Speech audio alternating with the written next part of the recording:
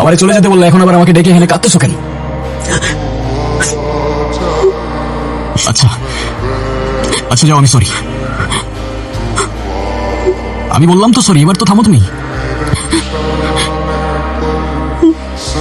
আর একটু বোঝার তো চেষ্টা করো, আমি এমনি এমনি তো আর রাগ করি নাই।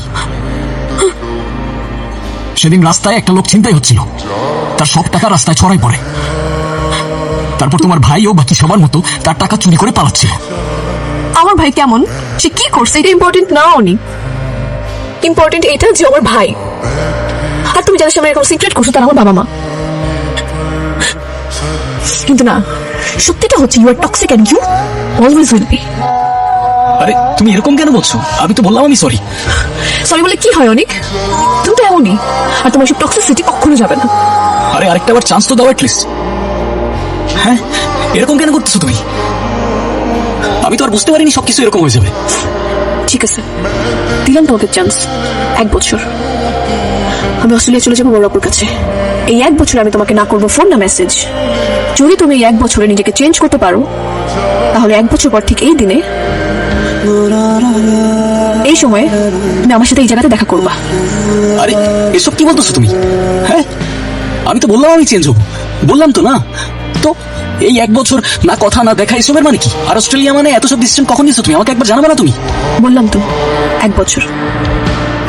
এরপর এরপর এরপর তো স্যার 1 বছর চলে গেছে। আজকেই সেই দিন, স্নেহা আসবে আমার সাথে দেখা করতে। এই জন্যই তো আমি আপনাকে গতকাল থেকে বলতেছি, স্যার আমাকে যেতে দেন, আমাকে যেতে দেন, আমার ওর সাথে দেখা করতে হবে। দাঁড়াও দাঁড়াও, আমি তো ছিনতাইকারীকে ধরার জন্য লোক পাঠাইছি। এখন তো প্রায় ভোর হয়ে গেছে।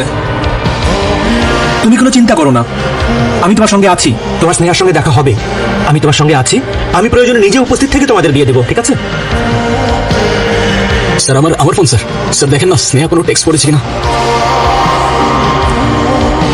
এখানে তো স্নেহার নামে কোনো মেসেজ লিস্টই নাই। টেক্সট তো করার কথা স্যার, আমার মনে হয় ওরে ডিলিট করে দিয়েছে স্যার। ওই তুই ডিলিট করছিস না? বল বল, তুই ডিলিট করতে বল বল বল। এই দাঁড়াও দাঁড়াও দাঁড়াও, এখানে তো কল লিস্টে স্নেহার নাম আছে। আমি কল দিচ্ছি, দাঁড়াও।